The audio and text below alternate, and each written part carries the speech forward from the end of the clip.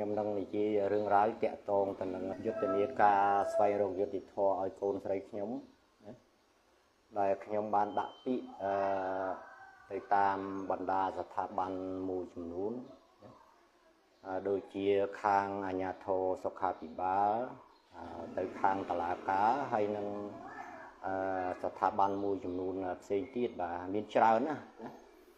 ហើយខ្ញុំនឹងនិយាយពីបញ្ហានេះហើយក្រៅពីនេះខ្ញុំនឹងនិយាយតាក់ទងទៅនឹងអ្វីដែលកើតមានឡើងចំពោះគ្រួសារខ្ញុំនេះពេលកន្លងមកដល់ពេលនេះគឺយុត្តិធម៌សម្រាប់កូនស្រីខ្ញុំ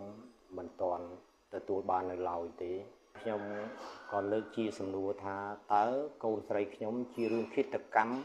បំភាន់ភ្នែកឬយ៉ាងណានៅក្នុងពាក្យមិនដឹងនឹងអ្វីដែលខ្ញុំបានរកឃើញគឺខ្ញុំមានផុសតាងនឹងអង្គហេតុមួយចំនួនរួចមកហើយបាទតាក់ទងទៅនឹងបញ្ហាកូនស្រីខ្ញុំនេះណាប៉ុន្តែនៅក្នុងនេះខ្ញុំលើកជាសំណួរចុះបញ្ហានេះនឹង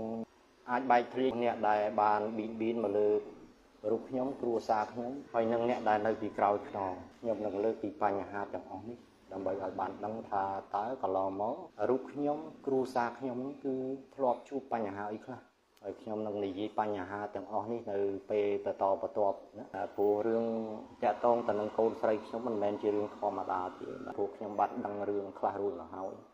តាក់ទងទៅនឹងបញ្ហាដែលកើតមានឡើងចំពោះកូនស្រីខ្ញុំព្រោះរឿងកូនស្រីខ្ញុំនេះវាជះឥទ្ធិពលខ្លាំងបាទមកលើជីវិតរបស់ខ្ញុំមកដល់ពេលឥឡូវនេះគឺការងារមួយចំនួនគឺខ្ញុំមិនទាន់អាចធ្វើបាននៅឡើយទេបាទការងារខ្លះខ្ញុំធ្វើបានការងារខ្លះខ្ញុំមិនទាន់អាចធ្វើបានវាជះឥទ្ធិពលលើផ្លូវចិត្តរបស់ខ្ញុំខ្លាំងព្រោះជីវិតកូនស្រីខ្ញុំនេះគឺវាប្រៀបបានទៅនឹងក្របពេជ្របាទធំជាងផែនដីជាតិសម្រាប់ខ្ញុំបាត់កូនស្រីខ្ញុំម្នាក់នេះគឺដូចបាត់ពិភពលោកនេះតែម្ដងសម្រាប់ខ្ញុំមិនមែនថាមួយឆ្នាំ2ឆ្នាំទៅវាចេះរសាយណាចិត្តឥឡូវនេះខ្ញុំស្រក10គីឡូជាងបាទដោយសារតែបញ្ហាកូនស្រីកន្លងមកតាក់ទងទៅនឹងរឿងកូនស្រីខ្ញុំទីមទីឲ្យមានការស៊ើបអង្កេតប៉ុន្តែហេតុអីបានជាគេមិនស៊ើបអង្កេតតើវាមានរឿងអីបាទនៅពីក្រោយខ្នងពេលដែលខ្ញុំដាក់ពាក្យនៅតាមស្ថាប័នមួយចំនួនមិនអើពើទៅនឹងអ្វីដែលកើតមានឡើងចំពោះកូនស្រីខ្ញុំទេហើយខ្ញុំនឹងនិយាយថាតើគេធ្វើអ្វីដាក់ខ្ញុំខ្លះនិយាយពេលកន្លងមកហើយខ្ញុំជួបរឿងអីខ្លះពេលដែលខ្ញុំទៅដាក់ពាក្យនៅតាមកន្លែងមួយចំនួនបាទខ្ញុំនិយាយទាំងអស់អ្វីដែលកើតមានឡើងចំពោះខ្ញុំបានកត់ទុកទាំងអស់ផុសតាងមួយចំនួនក៏មានតែផុសតាងខ្លះគឺបាត់ដោយសារតែខ្ញុំសេវដាក់នៅក្នុង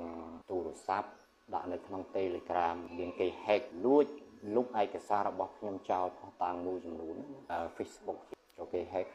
ដែលបងប្អូនមួយចំនួនទាំងមិត្តភ័ក្តិទាំងអីហ្នឹងក៏ខានមុខខ្ញុំយូរហើយឥឡូវនេះខ្ញុំវិលទៅរកភាពដើមវិញហើយបាទពីមុនខ្ញុំស្គមណាកាលនៅរៀនហើយរយៈដែលយើងបែកគ្នានេះគឺវាឡើងបន្តិចដែរឡើងជាង10គីឡូឥឡូវចាប់ពីពេលដែលមានបញ្ហាកូនមកគឺខ្ញុំស្រកទៅវិញអស់10គីឡូជាងពេលនេះខ្ញុំមិនទាន់ធ្វើចិត្តបាននៅឡើយទេមួយជីវិតខ្ញុំនេះបាទគេបៀតបៀនយូរហើយបាទប៉ុន្តែកន្លងមកខ្ញុំជួបរឿងមួយខ្ញុំដោះមួយចឹងណាខ្ញុំធ្វើមិនចាប់អារម្មណ៍ចុះបាទប៉ុន្តែក្រោយពេលដែលកូនស្រីខ្ញុំជួបបញ្ហាខ្ញុំបាននឹកឃើញឡើងវិញឃើញថាអ្វីដែលគេធ្វើមកលើខ្ញុំគឺមិនមែនជារឿងចាយដន់ទេវាក៏ជាផែនការមួយដែរអត់មិនធម្មតាទេបងប្អូនគេយកញាតិមិត្តរបស់ខ្ញុំមួយចំនួនធ្វើជាចំណាប់ខ្មាំងទៀតបាទចូលរួមនៅក្នុងការបៀតបៀនខ្ញុំញាតិមិត្តរបស់ខ្ញុំមួយចំនួនគាត់អត់ដឹងខ្លួនធ្វើគេផ្ដល់ផលប្រយោជន៍អ្វីមួយទៅឲ្យហើយគេផ្ដល់ផលប្រយោជន៍ឲ្យខ្លះបងប្អូននឹងដឹងនៅខ្ញុំនេះកន្លងមកអ្នកដែលធ្លាប់ស្គាល់ខ្ញុំបានដឹងរួចមកហើយបាទខ្ញុំមិនដែលទៅបៀតបៀនធ្វើបាបអ្នកណាបើបងប្អូនដឹងក៏ជួយប្រាប់ខ្ញុំគេថាខ្ញុំធ្វើកន្លងមកគេអត់បានដឹងខ្លួនឯងអញ្ចឹងប៉ុន្តែជីវិតដែលខ្ញុំដឹកនាំខ្លួនឯងតាំងពីខ្ញុំមកភ្នំពេញមកខ្ញុំមិនដែលទៅបៀតបៀនធ្វើបាបអ្នកណាម្ដងទេប៉ុន្តែសួរថាហេតុអីបានមានគេបៀតបៀនធ្វើបាបខ្ញុំអ្វីដែលគេធ្វើណាខ្ញុំបានដឹងអស់ហើយកន្លងមកខ្ញុំមិននិយាយដោយសារតែខ្ញុំស្ ស្វែងរកព័ត៌មានបន្ថែមសូម្បីតែពាក្យមិនដឹងខ្ញុំមួយចំនួនក៏ខ្ញុំបានផុសតាងបន្ថែមមកបន្តខ្លះទៀតដែរហើយរឿងដែលកើតមានចំពោះគ្រួសារខ្ញុំក្តីមកលើរូបខ្ញុំក្តីកន្លងមកនេះគឺបានដឹងហេតុផលមួយចំនួន